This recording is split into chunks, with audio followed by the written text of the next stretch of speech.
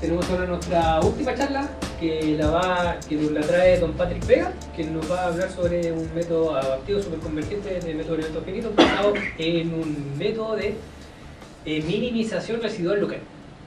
Muchas gracias por la introducción y por la invitación, Rodrigo.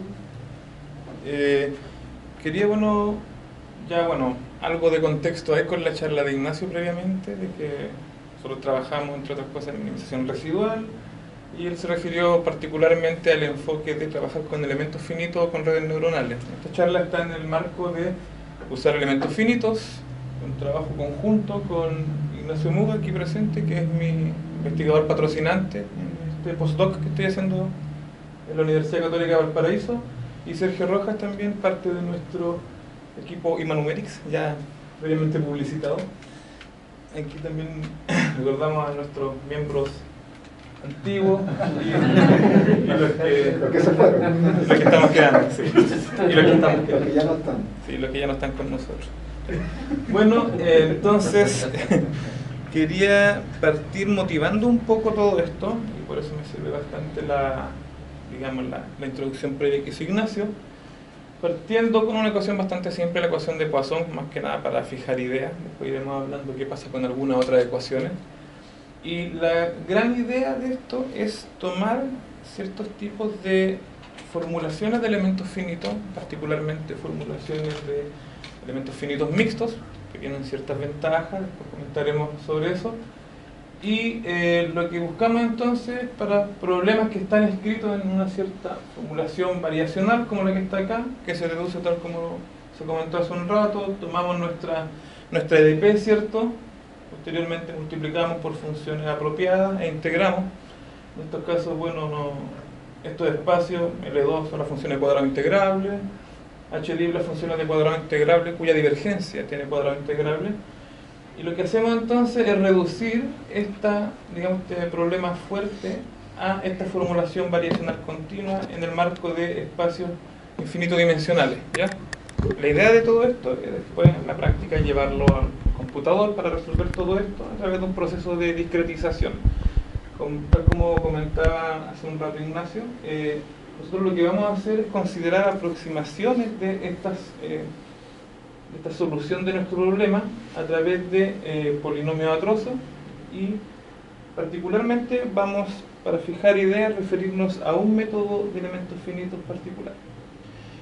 ¿Cuál es la gracia, antes de eso, de los métodos de elementos finitos mixtos? En estos casos, la formulación inicial, uno podría, fundir estas dos ecuaciones en una sola y queda simplemente la ecuación de Poisson. Pero acá la gracia de introducir esta nueva variable es que esta variable puede tener algún interés físico. Por ejemplo, en este caso un poco de calor podría ser. Y la gracia de estos métodos respecto a su contraparte, los métodos de elementos finitos que se llaman primales, en ese caso solamente obtenemos aproximaciones de nuestra solución U. Y lo que se hace después para, por ejemplo, obtener una aproximación de su gradiente es derivar esa aproximación, pero eso nos puede llevar a pérdidas de precisión. Entonces, por eso es bastante interesante trabajar con métodos de elementos finitos mixtos, ¿ya? Y por eso todo este enfoque, todo este método va a estar centrado en una clase de elementos finitos mixtos, una familia de métodos, ¿ya? Entonces partimos acá considerando dos subespacios de dimensión finita de estos dos espacios vectoriales HD y L2, y la idea entonces es resolver, a nivel de ecuaciones el mismo problema, pero en este caso buscando aproximaciones de nuestras soluciones a través de polinomios atrosos, ¿ya? Particularmente, esta es una formulación, acá la llamamos conforme en el sentido de que estos espacios de dimensión finita están contenidos dentro de estos espacios de dimensión infinita, pero particularmente nos vamos a centrar en una familia de elementos finitos mixtos, que es la familia de Brecci, Douglas y Marini, BDM para los amigos, y consiste en tomar como un espacio de aproximación donde encontraremos la aproximación del flujo en polinomios de grado P en cada elemento. Nuevamente, ¿a qué me refiero con elemento? Menos lo que se veía hace un rato, que si tenemos un cierto dominio donde ocurre todo esto, por simplicidad lo voy a considerar poligonal. Nosotros, podemos partir esto en, varios digamos, en este caso particular lo vamos a hacer con triángulos, ¿cierto? Y la idea de todo esto, creo que quedan solo triángulos. Perdón. La idea entonces es que en cada uno de esos elementos nuestra función sea aproximada por un polinomio. No tenemos ningún fin más allá por ahora de presentar esta estimación a priori que nos dice más o menos cómo se va a comportar el error de aproximar en cada uno de esos triángulos nuestra solución U por un polinomio. ¿Ya? En particular vamos a considerar este espacio, ¿cierto?, que también tiene funciones de cuadrado integrable con divergencia de cuadrado integrable, pero para aproximar U, el UH va a estar en un grado menor, ¿ya? Y este par de espacios cumple todas esas condiciones que comentaban hace un rato respecto a una cierta compatibilidad entre estos dos espacios que garantice que este problema tenga solución y que esa solución sea única, ¿ya? Respecto a estos dos parámetros H y P, H y P son parámetros asociados a la discretización. H será el más grande de todos los diámetros de estos triángulos. Cada uno tendrá, digamos, H1, H2 y cada uno de ellos. El máximo de ellos será nuestro parámetro H y el P corresponderá a el grado de los polinomios trozos que vamos a considerar, ¿ya? En este caso se define para polinomio de grado 2 hacia arriba. Entonces, lo que haremos es tratar de mejorar un poco este tipo de aproximaciones a través de una técnica de postproceso. Es decir, una vez resuelto este problema, tomaremos la solución que obtuvimos, haremos un postproceso de ella y obtendremos una solución a este problema que aproxime de mejor forma U. Entonces, para eso pasamos a una técnica de postproceso propuesta en el año 91 por Rolf Stenberg. Y en este caso lo que se considera, bueno, primero introducimos estos espacios, el mismo H1 del que se habló hace un rato, funciones cuadrado integrable con derivadas de cuadrado integrable, pero que además integran 0 en cada uno de los elementos. Este es un espacio definido de manera local. En cada uno de esos triangulitos tendremos esto. Y bueno, estos polinomios de grado R en cada elemento, este asterisco denotará que también tienen integral nula, ¿ya? Entonces, ¿cuál es la idea? Stenberg propuso estos problemas locales, y enfatizo en eso de locales. ¿Por qué? Porque dado cada uno de los elementos de esta triangulación o teselación de nuestro dominio, lo que nosotros buscamos es resolver este problema, ¿ya?, donde la primera ecuación, si se fijan, es más o menos el mismo término que aparecía cuando Ignacio mostró más o menos lo que ocurría con la ecuación de Poisson, ¿cierto? Pero este problema, con esta sola ecuación, no tiene solución única, porque si ustedes se fijan, acá hay gradientes, ¿cierto?, que van a hacer que la constante que esté asociada, porque recuerden que esto al final son combinaciones lineales de funciones polinomiales a trozos. Cuando tomemos funciones base constantes, el gradiente va a hacer que no nos fijemos al final, no podamos percibir cuánto es el valor de la constante. Entonces necesitamos una condición extra para que este problema esté bien puesto. ¿En qué sentido? De que esto se pueda reducir a un problema matricial, en este caso va a ser un problema matricial cuadrado, que se va a resolver en cada uno de los elementos, ¿ya? Pero, a diferencia del caso anterior, donde nuestra solución UH eran polinomios de grado P-1, acá buscaremos una nueva aproximación a través de este postproceso, donde en cada uno de los elementos la función va a ser de grado P+1. Y uno dirá, bueno, pero estamos utilizando polinomios de grado más alto, hay más, digamos, constantes que determinar. Por ende, uno pensaría que este problema podría ser más caro que el original. Estamos utilizando mejores funciones para aproximar. Pero el carácter local de esta técnica de postproceso hace que todos estos problemas sean problemas pequeños de resolver. Incluso, como estos problemas son independientes, dado un triángulo fijo respecto a otro triángulo, nosotros podemos resolver todos esos problemas al mismo tiempo a través de técnicas de paralelización. Es decir, uno a través del software que uno elija para poder calcular estas soluciones, uno las puede resolver todas al mismo tiempo. Son problemas simples, son problemas pequeños. Entonces, el costo computacional de calcular esto, en realidad, es pequeño en comparación a toda la resolución numérica, ¿ya? Y acá hacemos el contraste que hay respecto a la estimación a priori, que me dice, bueno, el error va a estar controlado. Esta notación quiere decir que hay una constante oculta que no depende de los parámetros de discretización H y P, no depende de qué tan pequeños sean los triángulos ni qué tan alto es el grado polinomial. Nosotros vamos a hacer lo mismo, pero si se fijan, acá tenemos norma L2 de, en este caso, el flujo y el potencial. En este caso vamos a obtener órdenes de convergencia más altos, ¿ya? Y con este pequeño, digamos, artilugio ideado por Stenberg, sin mucho costo computacional extra, vamos a obtener una mejor aproximación. ¿Qué quiere decir esto? Que a medida que el H se haga pequeño, a medida que esos triángulos sean cada vez más pequeños, va a mejorar la aproximación. A medida que el grado polinomial sea más alto, también va a mejorar la aproximación. Pero la velocidad con la que estos errores se van a ir a cero va a ser mayor que en nuestra discretización original. ¿Por qué? Porque estas potencias harán que esto se vaya a cero más rápido. Bueno, un detalle técnico nomás, que esta estimación no se tiene cuando utilizamos polinomios de grado 1 por trozos, en el caso de que nuestro término fuente, el de acá, no sea polinomial.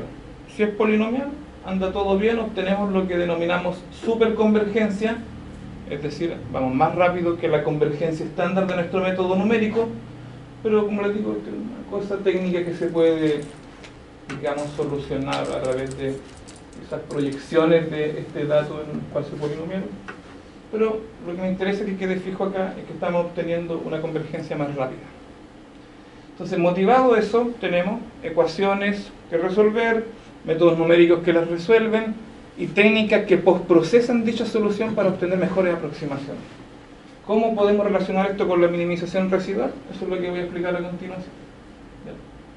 Entonces voy a partir introduciendo un método basado en este postproceso, pero utilizando técnicas de minimización residual.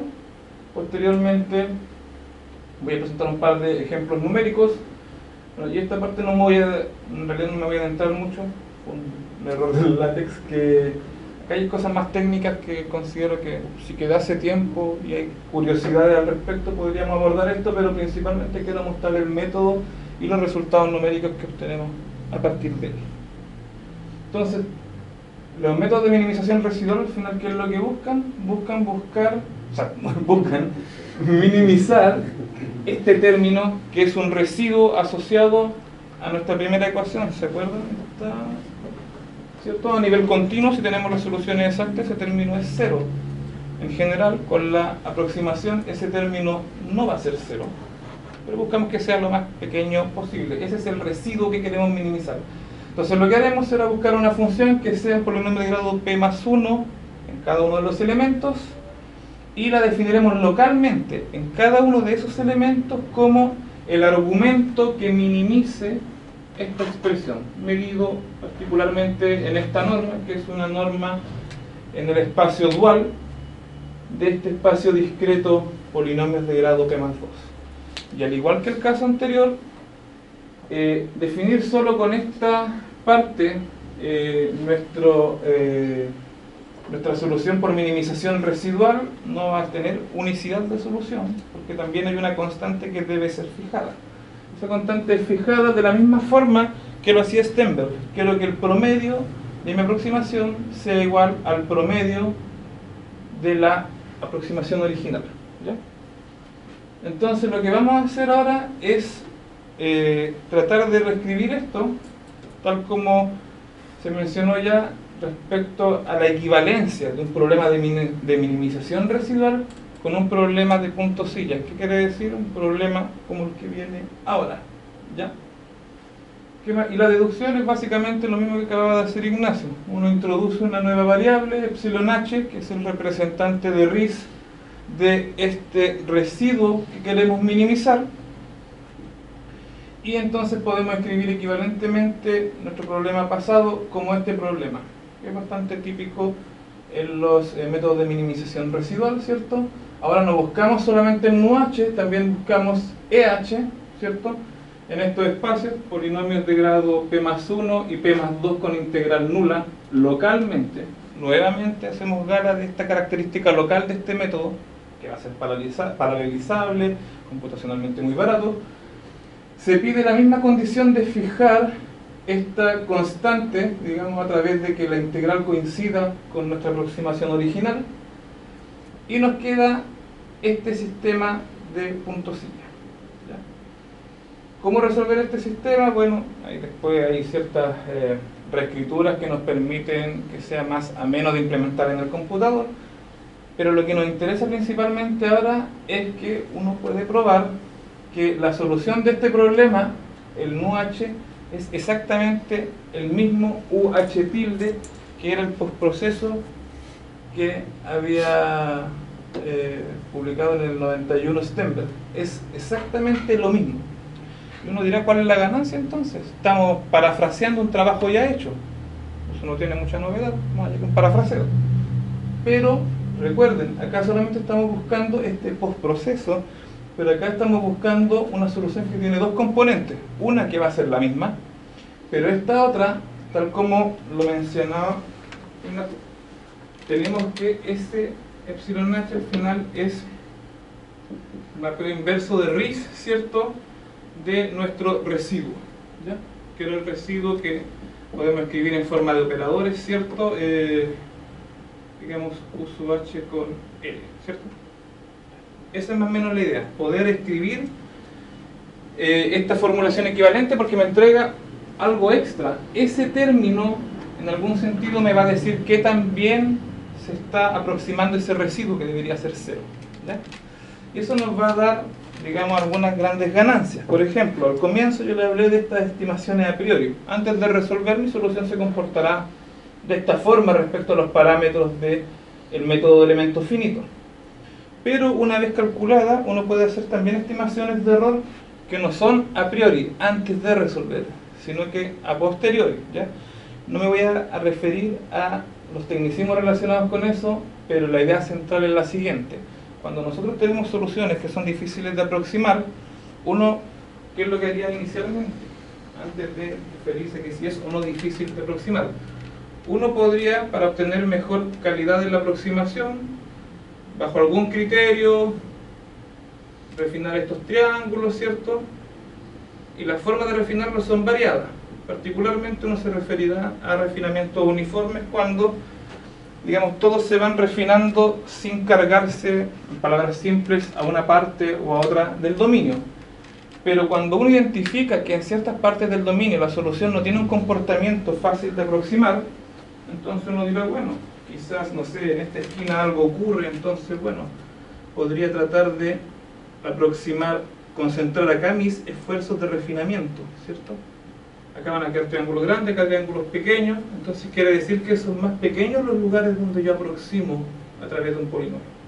Entonces, en ese sentido, podríamos tener un refinamiento de mallas que realmente concentre los esfuerzos computacionales donde hay que concentrarlo. No refinar en todas partes donde la solución se porta súper bien, no es necesario. Nosotros queremos refinar donde sea estrictamente necesario. Entonces, este término, esta parte de la solución, epsilon h, nos va a permitir decidir dónde refinar. Y es lo que uno conoce en este lenguaje como un estimador, o más precisamente un indicador de error a posteriori. ¿Qué quiere decir? Calculo mi solución mediante esta expresión, o sea, esta parte de la solución, yo puedo saber dónde refinar y dónde no, ¿ya? Eso es lo que me interesa. ¿Cuál es la ventaja de esto respecto a otros estimadores o indicadores de error a posteriori? Que generalmente uno tiene que construir una expresión que me diga en tal lugar se aproxima mejor, en tal lugar se aproxima peor. En cambio acá ya viene como un resultado de resolver el problema. No necesito crear un ente matemático aparte para poder medir dónde debo refinar más, dónde debo refinar menos. Esto ya viene listo, ya como subproducto de resolver esto. Y la idea es que nosotros utilizaremos como estimador esta cantidad, la norma L2 del gradiente de esta expresión, y eso nos va a decir de alguna forma dónde refinar, dónde no, ¿ya? Entonces, voy a pasar a hablar un poco de experimentos numéricos, pero antes de esto quiero hacer un pequeño énfasis en una de las grandes ventajas de este método. Uno pensará, bueno, pero estoy ideando métodos para resolver la ecuación de Poisson, una ecuación bastante simple en comparación a otras que tienen quizás aplicaciones físicas más interesantes.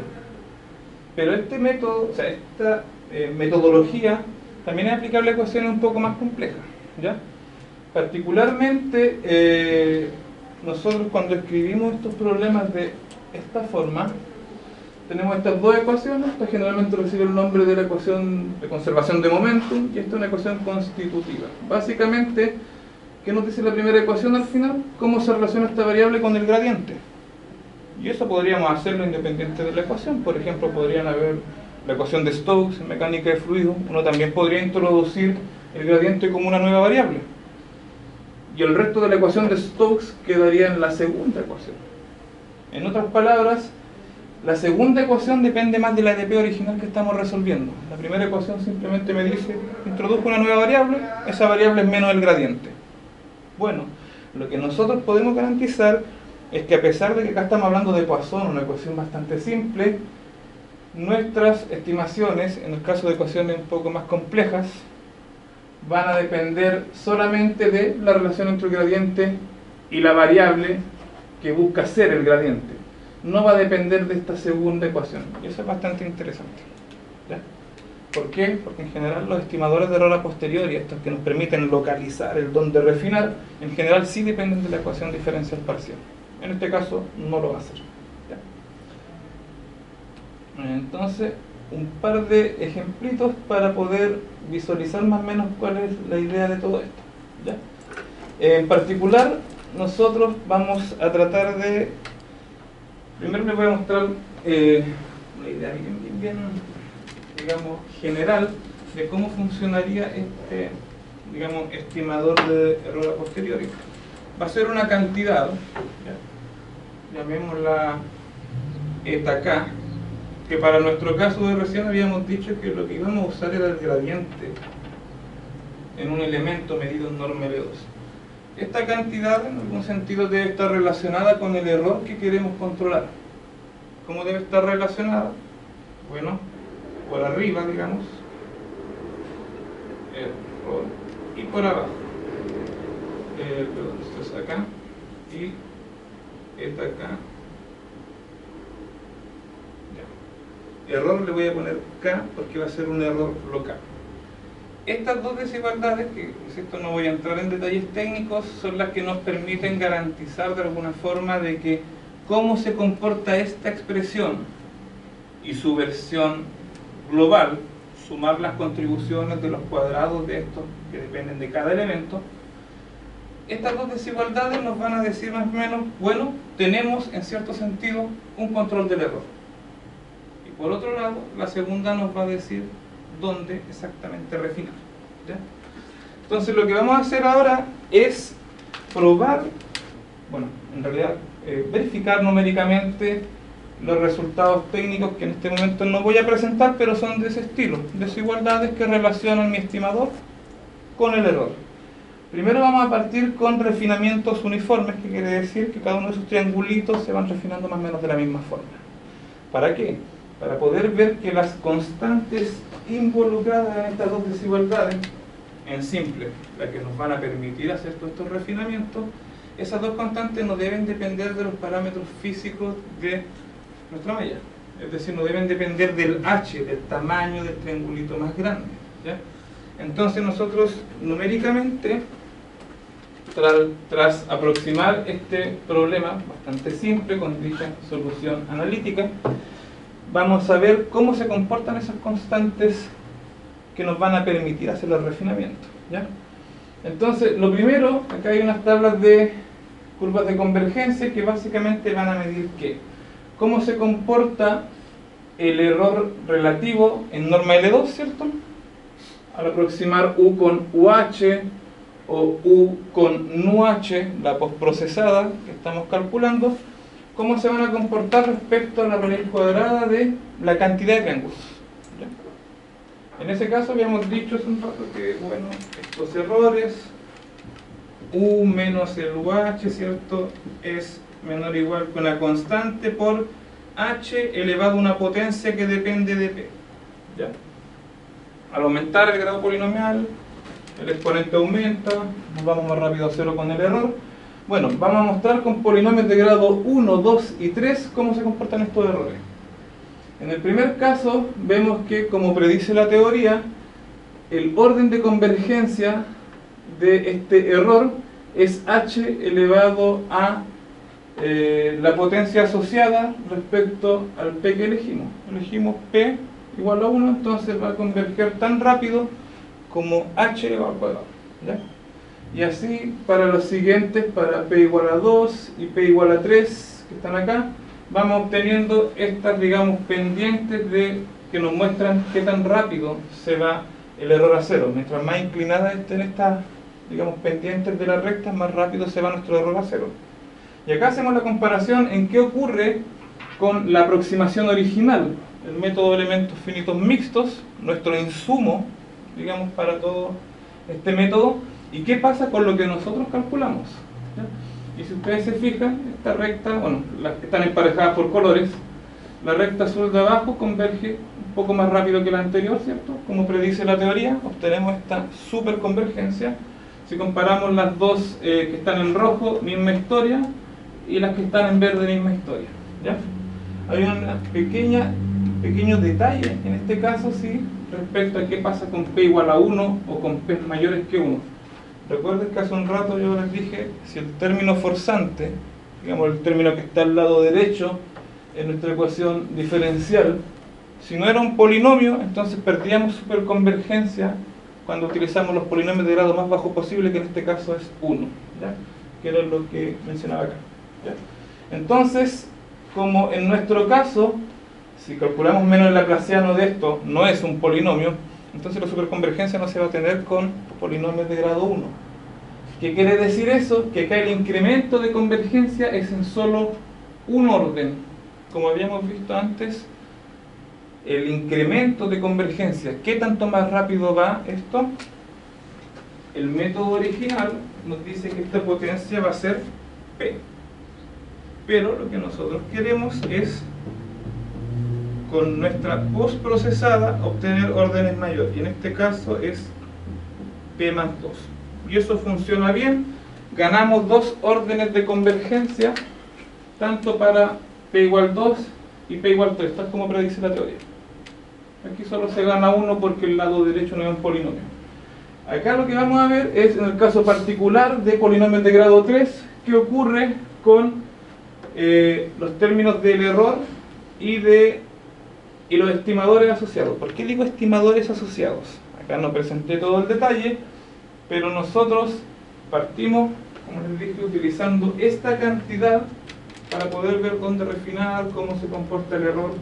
Bueno, en este trabajo que sometimos recientemente, además de esa cantidad, vamos a utilizar una segunda cantidad, cuyos detalles técnicos no vienen al caso, pero acá lo llamamos eta, ¿ya? Son dos estimadores de error con distintas características técnicas que no vienen mucho al caso, pero vamos a ver cómo se comportan ellos respecto a dos distintas normas de nuestro error en el flujo, Q menos QH, y el error respecto a U.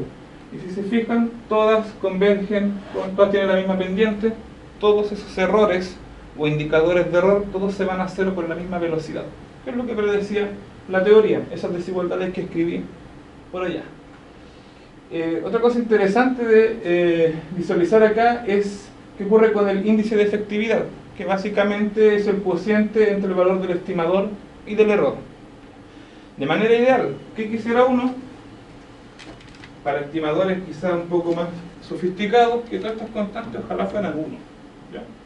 Pero hay ciertos tipos de estimadores que son conceptualmente más simples, pero el precio que uno paga es que esa constante no es 1. Pero aún así me interesaría que sea una constante, no algo que se vuelva loco con los parámetros de la malla. Entonces, en ese sentido, ¿qué vemos acá? Que para polinomios de grado 1, 2 o 3, en todos los casos, a partir de cierto refinamiento en aumentar cantidad de elementos, todos terminan siendo constantes. Esas constantes van a depender del grado polinomial, porque no es la misma constante para los tres, pero dado un grado polinomial fijo, es constante. ¿Qué quiere decir eso? Que esas constantes que están allá no van a explotar, ¿ya? Este test tiene sentido cuando hablamos de mallas que han sido uniformemente refinadas, que todos los triángulos se han ido refinando más o menos al mismo ritmo, por decirlo de alguna forma, ¿ya? Los siguientes dos ejemplos están relacionados con el real uso de los estimadores de error a posteriori. ¿Qué quiere decir? Acá, cuando yo les comenté de los refinamientos uniformes, en estricto rigor, yo no estoy utilizando este estimador para decir refino más aquí, refino menos allá. No. Simplemente aquí fue para ver que en la teoría todo calce lo que demostramos teóricamente con lo que pudimos simular. En este otro caso sí vamos a ver que es necesario hacer refinamientos adaptativos, que se adapten a los malos comportamientos de la solución. En particular, si consideramos este problema en un dominio con forma de L, con esta solución analítica, que es solamente para verificar que los errores anden ok, en general uno no conoce las soluciones analíticas, estos son casos más académicos. Si obtenemos el gradiente de esta expresión, nos daremos cuenta que en este punto hay una singularidad. Entonces la solución pierde un poco de regularidad. Entonces en ese sentido, a la hora de aproximarlo va a ser un poco más complicado. Entonces, ¿qué es lo que convendría? Concentrar todos nuestros esfuerzos computacionales en aproximar en las zonas más conflictivas y no perder recursos computacionales refinando en lugares donde ya la solución se porta bien, está bien aproximada. Entonces, lo que hacemos es lo siguiente, acá lo mismo que antes, queremos ver cuánto incrementamos la velocidad con la que el error converge a cero respecto al método inicial, el método mixto, los que se usan ampliamente en la literatura y que son nuestro insumo. Si se fijan, acá P igual a 1 versus el otro P igual a 1, se obtiene un aumento de 2, este es el exponente al final de del h elevado a P. Se ganan dos órdenes de convergencia. Si comparamos los dos rojos, se ganan dos órdenes de convergencia y los verdes también. Entonces aquí, a diferencia del ejemplo anterior, en cualquier caso ganamos dos órdenes de convergencia. En cristiano, ¿qué quiere decir eso? Que en vez del error irse con velocidad h elevado a p, se va a ir con h elevado a p más fuerte. ¿Por qué ocurre esto a diferencia del otro caso? Porque en este caso, si ustedes calculan menos el laplaciano, f va a valer 0. Entonces, f vale 0, en particular un polinomio, entonces da lo mismo el orden p, en cualquiera de los dos casos obtenemos superconvergencia. Estamos ganando una aproximación cuyo error va más rápido a 0 por un costo computacional y teórico mínimo. ¿Ya? Y lo interesante acá es ver cómo se van refinando, digamos, estos elementos, estos triangulitos, para poder concentrar esos esfuerzos computacionales. Si consideramos la malla inicial con la que particionamos este dominio, se fijan, todos los triángulos son, digamos, congruentes, mismo tamaño, misma área, todo ok, pero a medida que vamos corriendo este proceso adaptativo, que esta herramienta, el gradiente de epsilon h, nos dice aquí refinar, aquí no, ¿dónde se concentra el refinamiento? Donde está la singularidad del gradiente de la solución, que es acá.